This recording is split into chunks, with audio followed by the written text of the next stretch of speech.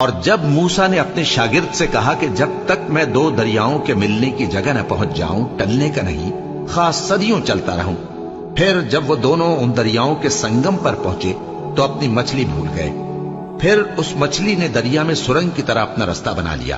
جب آگے چلے تو موسیٰ نے اپنے شاگرد سے کہا کہ ہمارا کھانا لاؤ، اس سفر سے ہم کو بہت تکان ہو گئی ہے۔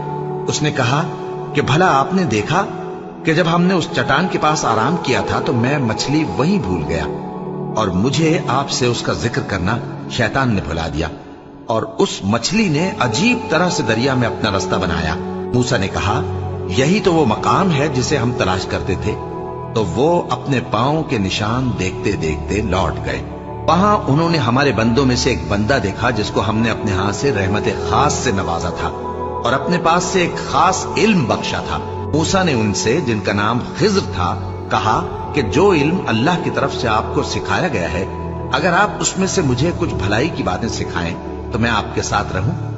خضر نے کہا کہ تم میرے ساتھ رہ کر صبر نہیں کر سکو گے، اور جس بات کی تمہیں خبر ہی نہیں اس پر صبر کر بھی کیسے سکتے ہو؟ موسیٰ نے کہا اللہ نے چاہا تو آپ مجھے صابر پائیے گا، اور میں آپ کے ارشاد کے خلاف نہیں کروں گا۔ خضر نے کہا اگر تم میرے ساتھ رہنا چاہو تو شرط یہ ہے مجھ سے کوئی بات نہ پوچھنا جب تک میں خود اس کا ذکر تم سے نہ کروں۔ تو دونوں چل پڑے، یہاں تک کہ جب کشتی میں سوار ہوئے تو خضر نے کشتی کو پھاڑ ڈالا۔ موسیٰ نے کہا کیا آپ نے اس کو اس لیے پھاڑا ہے کہ سواروں کو غرق کر دی؟ یہ تو آپ نے بڑی عجیب بات کی۔ خضر نے کہا کیا میں نے نہیں کہا تھا کہ تم میرے ساتھ صبر نہ کر سکو گے؟ موسیٰ نے کہا کہ جو بھول مجھ سے ہوئی اس پر مواخذہ نہ کیجیے اور میرے معاملے میں مجھ پر مشکل نہ ڈالیے۔ پھر دونوں چلے، یہاں تک کہ رستے میں ایک لڑکا ملا تو خضر نے اسے مار ڈالا۔ موسیٰ نے کہا کہ آپ نے ایک بے گناہ شخص کو ناحق بغیر قصاص کے مار ڈالا، یہ تو آپ نے بری بات کی۔ خضر نے کہا کیا میں نے نہیں کہا تھا کہ تم سے میرے ساتھ صبر نہیں ہو سکے گا؟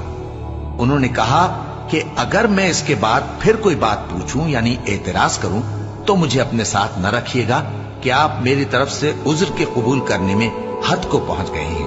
پھر دونوں چلے، یہاں تک کہ گاؤں والوں کے پاس پہنچے اور ان سے کھانا طلب کیا۔ انہوں نے ان کی ضیافت کرنے سے انکار کیا۔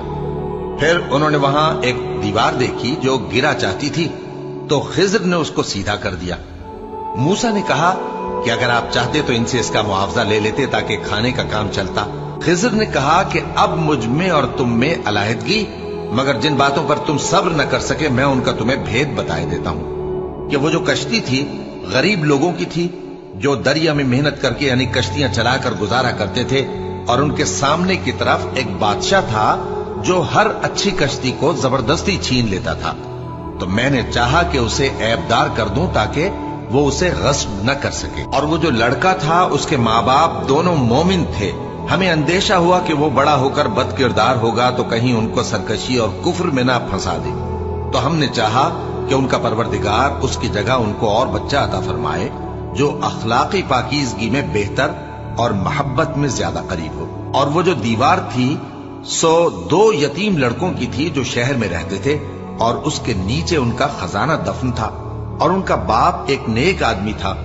تو تمہارے پروردگار نے چاہا کہ وہ اپنی جوانی کو پہنچ جائیں اور پھر اپنا خزانہ نکالے۔ یہ تمہارے پروردگار کی مہربانی ہے، اور یہ کام میں نے اپنی طرف سے نہیں کیے، یہ ان باتوں کی حقیقت ہے جن پر تم صبر نہ کر سکے۔